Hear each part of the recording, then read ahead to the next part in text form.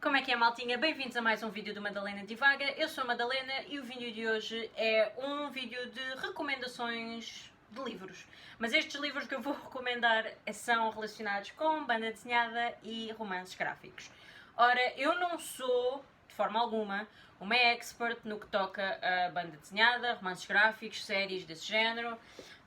Eu sempre fui muito mais deste género de literatura. Contudo, cerca de 4, 5 anos, talvez um bocadinho mais, mas mais ou menos 4 ou 5 anos, eu comecei à procura de livros de banda desenhada e romances gráficos para completar a minha coleção, porque achei que era algo que estava a faltar na minha vasta biblioteca. Então achei por bem começar à procura. E então não só comecei a pegar numa série de livros que talvez sejam considerados os mais populares, ou pelo menos os mais sonantes, mas depois através desses fui descobrindo outros livros. O facto de ter ido à Comic Con e a Comic Con ter bancas, inúmeras bancas de banda desenhada, também ajudou um bocado a encontrar bandas desenhadas novas e romances gráficos novos.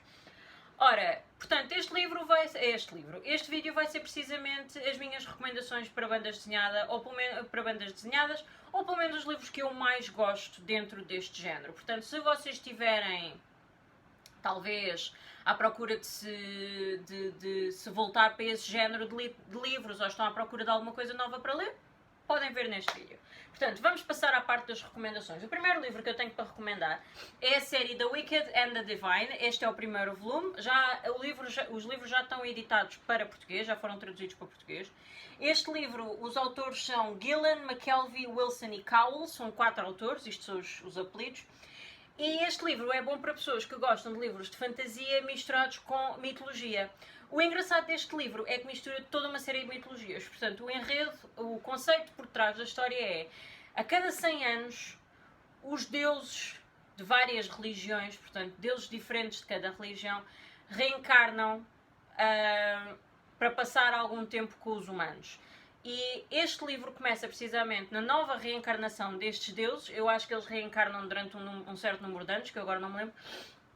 Mas há cerca de alguns anos estes deuses têm vindo a reencarnar como figuras pop. Portanto, cantores pop, famosos, membros de bandas, coisas do género. Mas há um mistério por trás disto tudo, é que apesar dos deuses reencarnarem a cada 100 anos, nesta última reencarnação, portanto, quando este livro começa, há o mistério de que alguns deles têm estado a vir a ser assassinados. Portanto, eles vêm a morrer antes do tempo. E há todo este mistério de quem é que anda a matar os deuses. O engraçado desta série, precisamente, é a mistura da mitologia com a fantasia e com a mistura de tantos deuses de diferentes crenças e de diferentes religiões, todos à mistura, e todos eles são cantores pop e famosos. É muito giro, é muito sarcástica esta série. Gosto imenso do grafismo e dos desenhos e da arte desta banda desenhada. Gosto muito e adorei a história. Eu encontrei este livro sozinha pela Comic Con, se eu não me engano. Foi na primeira edição da Comic Con. E neste momento é uma das minhas séries favoritas. Eu acho que eles já têm tipo 8 livros. Esta série já tem tipo 8 livros ou qualquer coisa do género. O próximo livro a recomendar é também muito famoso, é o V for Vendetta, ou V de Vingança, como está traduzido para português, dos autores Alan Moore e David Lloyd. Ora, toda a gente basicamente conhece a história do V de Vingança. É inspirada na tentativa revolucionária do Guy Fawkes em rebentar com o Parlamento Britânico num ano que eu agora não me lembro, mas na altura foi no 5 de novembro, portanto toda a gente conhece o poema, ou praticamente toda a gente já ouviu falar do poema do Remember, Remember the 5th of November, precisamente relacionado com essa tentativa revolucionária. O V de Vingança é inspirado nessa tentativa do Guy Fawkes e fala-nos de uma personagem revolucionária, digamos assim, que é o V. O único nome que alguém alguma vez lhe deu é a letra V, que se inspirou na revolução do Guy Fawkes para fazer exatamente a mesma coisa, rebentar com o Parlamento Britânico. A diferença nesta história é que todo o enredo se passa numa Londres ou num Reino Unido quase futurístico, mas não é bem, é quase distópico. Portanto, nesta altura o Reino Unido está subjugado por um governo ditatorial, portanto eles estão sob uma ditadura, e esta personagem vem precisamente criar uma revolução e mudar o sistema. Para quem viu o filme e gostou, eu recomendo lerem o livro, porque o livro tem, para mim, muito mais detalhes que o filme teve que deixar de fora, porque o filme é gigante. Já para não falar de que há algumas coisas que aconteceram no filme que não se passaram assim tão dessa mesma forma no livro. Esta história, para mim, é, de momento, em 2020, com tudo aquilo que está a acontecer, a história ideal para vocês lerem, porque é uma história de tal forma inspiradora e as próprias citações, é um livro que tem milhares de citações que vocês podem publicar e pensar nelas, e a minha favorita neste livro é precisamente: as pessoas não deverão ter medo dos seus governos, os governos é que deverão ter medo do seu povo. É das citações, a citação também está no filme, para mim é das melhores. Portanto, quem viu o filme e gostou, eu recomendo que leia o livro também, porque está espetacular. Próxima recomendação é o Dois Irmãos, ou Two Brothers, dos autores Fábio Moon e Gabriel Bá, que também são dois irmãos, assim só por curiosidade. Este livro conta-nos a história de dois irmãos gêmeos que são de uma família muito bem colocada no Brasil, cheia de posse, cheia de dinheiro, e é precisamente a diferença entre estes dois irmãos. Enquanto um decide seguir o seu legado como membro daquela família e viver e ter a sua profissão, o outro sai completamente fora do baralho. E isto é a história deles e o ódio que eles têm um pelo outro. Este foi o primeiro livro de banda desenhada que eu li, ou romance gráfico, que eu li fora do género de fantasia e de ficção científica e de distopia. Aliás, até se pode considerar no género do contemporâneo, talvez. Eu gostei muito deste livro, tem toda uma vibe por trás. Aliás, o livro está todo escrito a preto e branco e aparece todo a preto e branco. Portanto, é todo um ambiente e toda uma vibe à volta deste livro muito interessante. E eu gostei muito, não só da história, como também gostei da escrita, porque é uma escrita muito interna, muito psicológica. É o ódio destes dois irmãos um pelo outro e a forma como eles tentam destruir a vida um do outro e a forma como a vida acaba por dar voltas e contravoltas sem nos apercebermos muito bem do que é que acontece. É uma história, por acaso, bastante interessante, mas preparem-se para ficarem emocionados. Próximo livro que eu quero recomendar é o The True Lives of the Fabulous Killjoys, escrito por Gerard Way, Sean Simon e Becky Cloonan, sendo que Becky Cloonan é a artista, precisamente.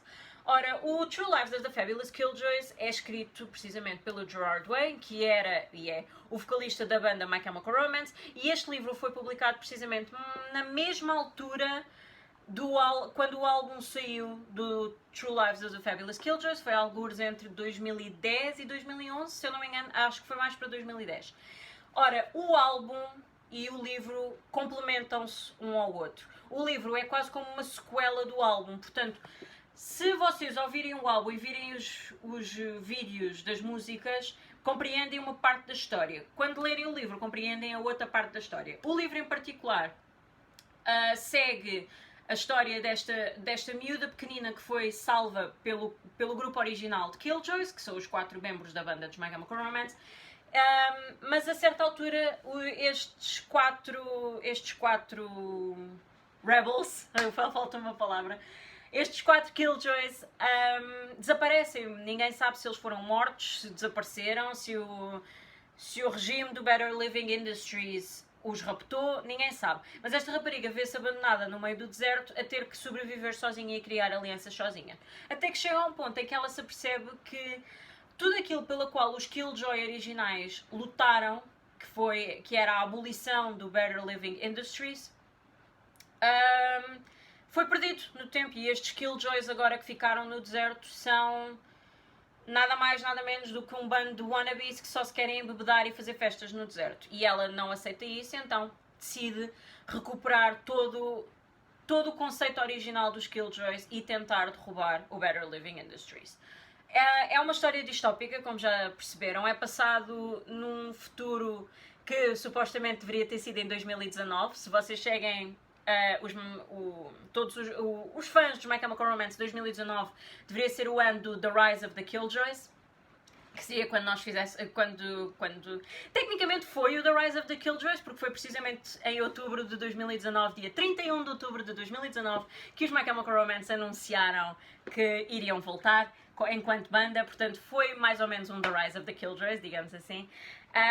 Mas é muito interessante porque é uma história distópica, é completamente diferente daquilo que se está à espera. Há todo um conceito de ficção científica, ambiente futurista, mais os rebeldes do deserto. Rebeldes, era essa a palavra que me faltava. E eu gostei muito. E para além disso, a história é extremamente cativante até por causa das imagens. Eu acho que é daquelas histórias bastante coloridas, as imagens, os desenhos, a arte toda é bastante cativante. Eu adorei esta história, gostei mesmo muito.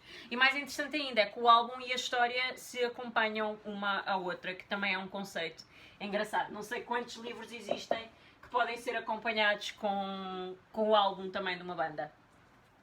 Ora, próxima recomendação é o livro Watchmen. Este também é hiper mega popular. Os autores são Alan Moore e Dave Gibbons. Praticamente toda a gente também já conhece esta história. Mas porquê é que eu o considero um dos meus livros de banda desenhada favoritos? Porque tem toda uma psicologia...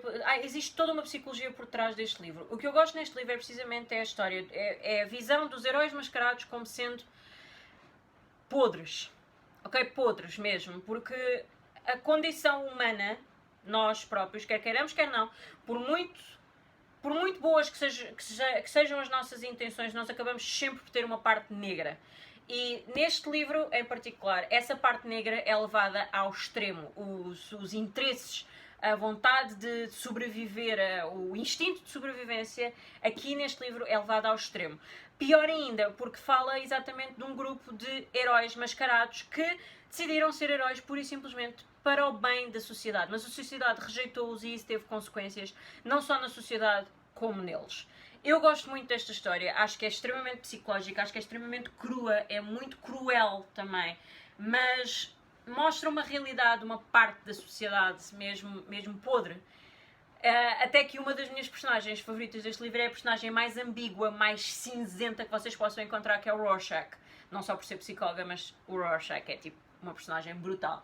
E gosto muito da forma como ele encara o mundo. Apesar de ele ser completamente psicótico, eu acho que está muito bem feita esta personagem e a forma como ele encara o mundo. Esta história de nós tentamos fazer tudo de bem para a sociedade, com as melhores das intenções, mas mesmo assim somos mal interpretados. Portanto, neste preciso momento, eu não vou fazer nada.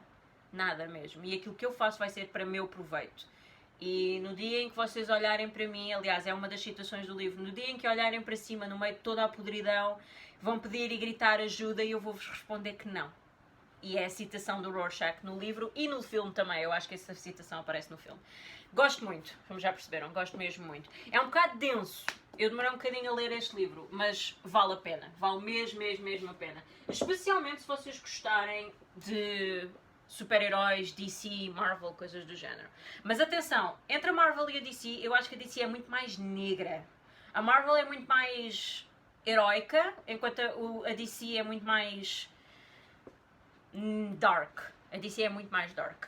Próxima recomendação é o livro The Umbrella Academy, também de Gerard Way e Gabriel Bá. Este é o primeiro volume, Apocalypse Suite. Os livros também já estão traduzidos para o português, by the way, para quem quiser procurar. Ora, esta série tornou-se muito popular graças à série brilhante que agora está no Netflix, dirigida também pelo Gerard Way, que é o criador original desta história.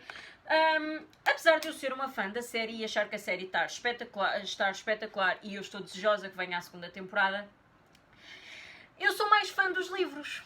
Muito mais. Porque, assim, apesar do conceito base da série ser igual ou semelhante aos livros, os livros seguem uma direção diferente daquilo que seguiu a série. E a própria história, as coisas, os acontecimentos, as personagens e tudo. Há uma série de coisas que aconteceram na série que não acontecem nos livros. Estão os dois muito bons. Não é aí que está a questão. Eu simplesmente sou mais fã dos livros do que sou da série.